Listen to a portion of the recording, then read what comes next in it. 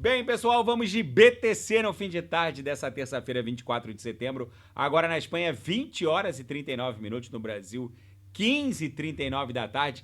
Gente, vejam que maldade a BTC tá desenhando no intraday. Eu tô no 15 minutos, ancorado pela banda de volatilidade do intraday, na banda de volatilidade da sessão, no diário. Vocês vejam que aqui no 15 minutos a BTC claramente desenhou topos descendentes, que era a nossa principal resistência dentro dessa acumulação, e fundos ascendentes. A gente promoveu uma primeira fuga ascendente que estressou o patamar de sobrecompra ali nas uppers da banda de VWAP no intraday. Depois a gente ficou basicamente pipocando aqui, estressando agora de cima para baixo essa antiga resistência que está se comportando como de suporte. Esse padrão comportamental é típico de um movimento altista que vai seguir dando continuidade aos movimentos anteriores.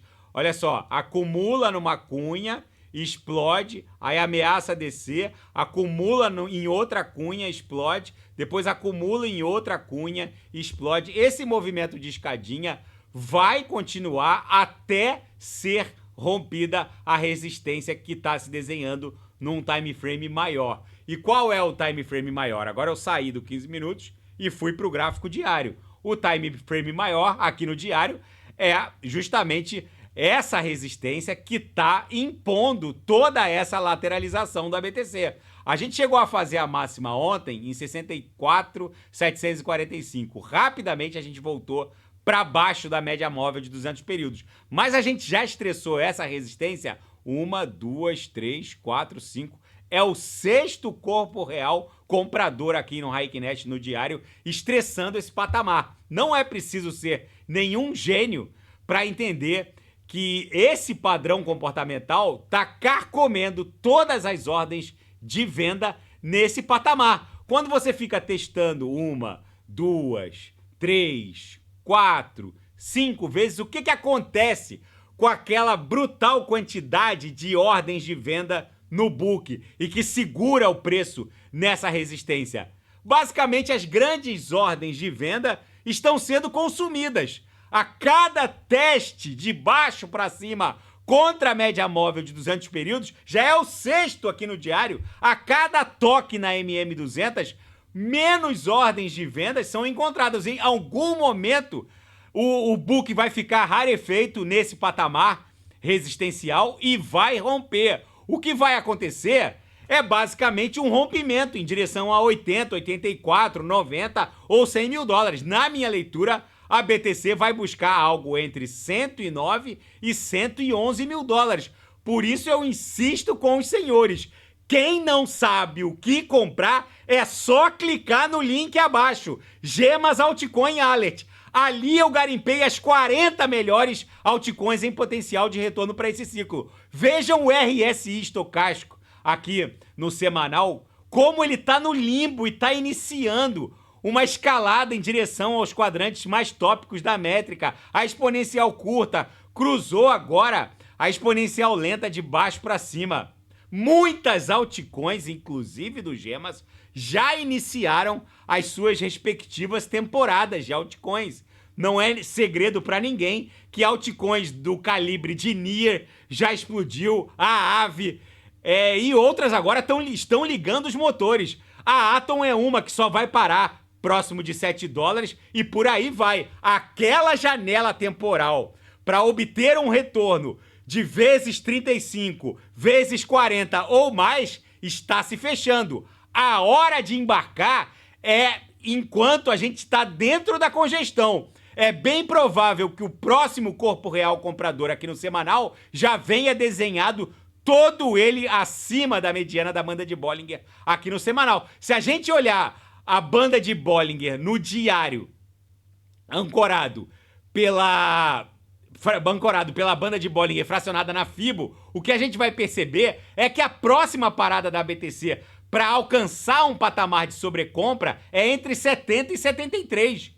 Basicamente, não haverá tempo para os senhoritos embarcarem. O índice do medo e da ganância ainda advoga a tese de que metade dos criptoentusiastas ainda acham que haverá uma corretiva. Tá ali no nível de neutralidade. Esse é outro elemento fático que está fermentando e que remonta aquele cenário pandêmico onde o Fed cortou meio ponto percentual em março de 2020. Vamos voltar para março de 2020. Foi aqui, ó. O Fed cortou meio ponto percentual, exatamente como aqui, só que aqui a BTC catapultou de 4 mil dólares em direção a 64. E a mesma coisa está se desdobrando, eu já vou falar dos fatos. A China startou uma mega flexibilização, a China se junta ao Fed para iniciar um grande evento macroeconômico de flexibilização e que vai levar a BTC para mais de 70 mil dólares nos próximos dias, gente. O que está acontecendo, essa flexibilização combinada entre o Fed e o Banco Popular da China, que é o Banco Central Chinês, não encontra precedentes nos ciclos anteriores. O sujeito que não consegue entender o que está acontecendo só pode ser um mineral. Não ousem estar desembarcados diante dessa bizarrice que está acontecendo sobre os nossos olhos. Gente, se isso aqui for carcomido, esse patamar resistencial, a BTC basicamente só vai parar em 111, 109 mil dólares, talvez até um pouco mais. Ela pode facilmente agulhar para 120 e depois entrar numa onda 4. Aí, aqueles supostos cripto-influencers que mandaram os senhoritos venderem no medo extremo, como quando estava 22, 27, que a BTC agulhou para 49 mil no dia 5 de agosto, aqueles mesmos supostos cripto-influencers que mandaram os senhoritos venderem no medo extremo são os mesmos que vão alugar Lamborghinis e Ferraris e vão mandar os senhoritos comprarem aqui na ganância extrema quando a BTC bater 111 mil dólares. Não ousem estar desembarcados do mundo cripto. Quem não sabe o que comprar é só clicar no link abaixo. Na Seara Fática, a China se junta ao Fed num grande evento macroeconômico combinado de flexibilização. Meus senhores, vocês têm noção do que isso vai fazer com o M2, que mede a quantidade de liquidez global, a quantidade de riqueza impressa por estados soberanos? Essa é a principal força motora de expansão do market cap da BTC, o M2, que mede não só BRL, a quantidade de dólar, USD, euro, francos suíços, ienes, yuans. Isso aqui mede, basicamente, tudo que os estados soberanos são capazes de imprimir e todas as coisas que eles imprimem. Treasuries, bonds, notas do tesouro.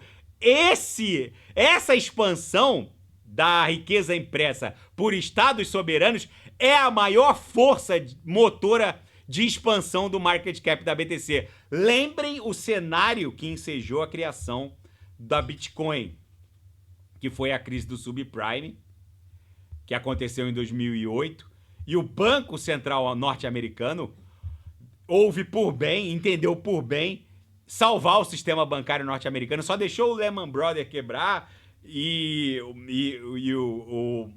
um outro, o Bear Stearns, de um banco de hipoteca, e o resto, basicamente, ele salvou, imprimindo uma quantidade de dinheiro completamente sem precedentes. É a mesma coisa que vai acontecer agora, mas de uma forma muito mais dramática. Por quê? Porque a dívida soberana norte-americana de 36 trilhões nunca será paga, mas os juros têm que ser pagos. E para pagar os juros, eles têm que imprimir bastante coisa. Eles vão imprimir muito.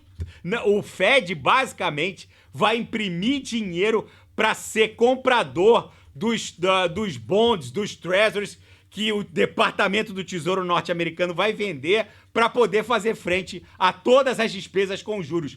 Isso aqui vai levar a Bitcoin até $1 milhão no ciclo de 2028, 2029, que vai ser o ciclo que vai acontecer no pós-halving que vai rolar em maio de 2028. Mas isso é uma outra história. Ainda na Seara Fática, BNB ultrapassou $600. Nesse momento, uma BNB está valendo $609, subindo 0,78%, mas ontem ela subiu mais de 3%, na expectativa de libertação do CZ, o icônico fundador da Binance, a CeFi, e da Binance Beacon Chain e Binance Smart Chain. A Beacon Chain foi a primeira rede que rodava dentro do ecossistema Atom Cosmos, e depois o CZ fez um espelho da ETH, criando a Binance Smart Chain, e que virou um monstro. Hoje basicamente, se a gente olhar ali na Defilhama,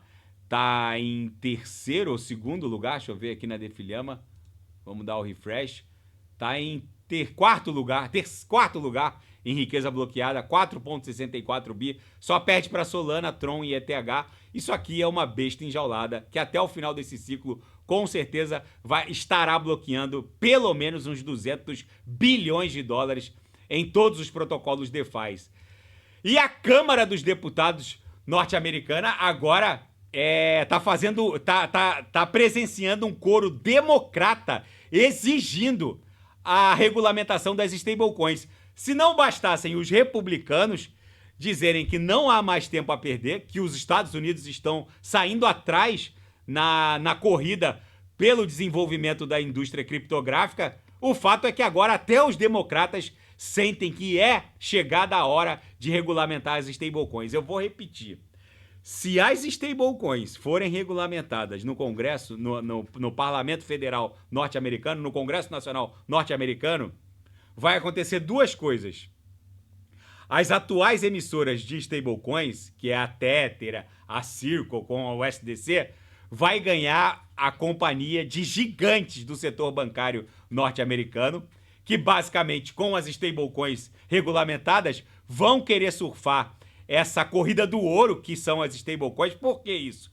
Porque com os juros ainda estão altos, ainda estão em 5% ao ano. Apesar da redução de 0,5%, os juros ainda estão altos. E o ponto de neutralidade dos juros não vai ser tão baixo quanto nas flexibilizações anteriores. O que eu quero dizer com isso?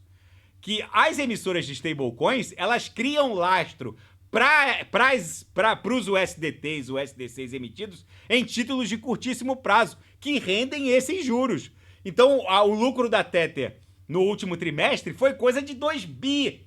O lucro da USDC é coisa de bi também. Ou seja, eu tô falando de um mercado muito cobiçado e que os gigantes bancários norte-americanos estão interessados, o brutal crescimento. Vamos ver o market cap da USDT. Toda vez que eu venho aqui, a última vez que eu olhei estava 117 bi, ó. Já tá 119 bi.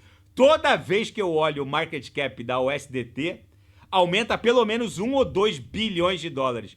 Por que isso, gente? Porque a quantidade de riqueza bloqueada em todos os ambientes de finanças descentralizadas não para de aumentar. Isso aqui até o final desse ciclo não vai ser 85 bi, serão 85 tri. E com a regulamentação das stablecoins, basicamente o que vai acontecer é uma enxurrada de abertura de capital de emissoras de stable. A própria USDC já avisou que se for regulamentado, ela vai abrir o capital. Aí é dinheiro chegando de caminhão para aumentar ainda mais a emissão de stablecoins, que por sua vez vão alimentar a riqueza nas redes, que por sua vez, pela lei de Metcalfe, o valor de uma rede é exponencialmente proporcional à base de usuários e à quantidade de riqueza que essa rede faz circular. Um iOS vale 3 trilhões, a Apple vale 3 trilhões não porque fabrica essa cheat encrenca. A Apple vale 3 trilhões porque ela é dona de uma rede centralizada, o iOS, que faz circular dados e riquezas em nível suficiente para que ela valha 3 trilhões. E o que vocês acham que vai acontecer com o valor de uma Solana, de uma ETH, de uma Tron, quando houver trilhões e trilhões de dólares bloqueados em todos os ecossistemas? Basicamente, o valor das redes vai explodir. Na seara geopolítica e finanças internacionais, membros do Congresso norte-americano exigem que a SEC permita que bancos também custodiem BTC. Basicamente está acontecendo o seguinte, gente. O mundo TradeFi está vendo a tokenização de tudo que tem hoje nos mercados bolsistas, na Bolsa de Nova York, na Nasdaq, no mercado obrigacionista norte-americano, e eles querem agora entrar na festa das Cefaz, das exchanges centralizadas, e querem autorização do Congresso para custodiar a BTC. É basicamente o novo normal. E tem gente achando que esse ciclo já teria desenhado a máxima em 73,777. Quem não sabe o que comprar, é só clicar no link abaixo. O que vem por aí é bizarro e não tem precedentes. ADRs, ações de mineradoras, até ações de cassinos chineses, tá tudo subindo depois que o Banco Popular da China anunciou o mega estímulo que é um estímulo maior do que aquele pós-pandêmico. O fato é que o que vem por aí não tem precedente, porque é uma flexibilização macro combinada do Fed com o Banco Popular da China. Gente, o sujeito que não consegue entender a importância e a contundência desses eventos macroeconômicos, ele só pode ser um mineral. O sujeito que tem coragem de estar desembarcado do mundo cripto, ele vai presenciar a maior transferência de riqueza desse século e não vai surfar. Não ousem estar desembarcados. Israel matou mais um comandante do Hezbollah num ataque aéreo agora em Beirute. Gente, o mundo tá virado literalmente numa hecatombe nuclear. A BTC segue namorando a média móvel de 200 períodos. Isso aqui tá que nem água mole em pedra dura. Tanto bate até que fura. Vai furar, porque a quantidade de vezes que a gente encostou em 63.800, 64, uma hora vai carcomer todas essas ordens de vendas. E aí, meus amigos, a BTC só teria que romper 73.777 e aí seria chapéu pro palhaço. Ela só vai parar entre 109 e 111 mil dólares. Tá bom, pessoal? Se nada fugir do script, eu volto amanhã para analisar a própria BTC. Fiquem com Deus e quem quiser sugerir, é só colocar nas mensagens abaixo. Até amanhã. Grande abraço. Fiquem com Deus.